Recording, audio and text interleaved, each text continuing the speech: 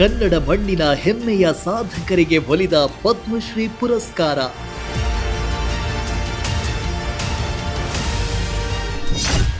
ಅನಾಥರು ನಿರಾಶ್ರಿತರ ಬದುಕಿಗೆ ಬೆಳಕಾದ doctor SG. Sushilamma.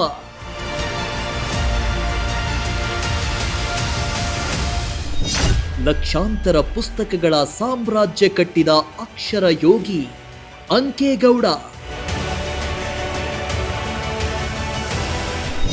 ವಿಮಾನಯಾನ ಸುರಕ್ಷತೆಗೆ ದೃಷ್ಟಿ ನೀಡಿದ ವಿಜ್ಞಾನಿ ಡಾಕ್ಟರ್ ಶುಭಾ ವಿ ಅಯ್ಯಂಗಾರ್. ಸೇವೆಯನ್ನ ಸಂಕಲ್ಪವಾಗಿಸಿ ಸಾವಿರಾರು ರೋಗಿಗಳಿಗೆ ಆಶಾಕಿರಣವಾದ ಡಾಕ್ಟರ್ ಸುರೇಶ್ ಹನಗವಾಡಿ.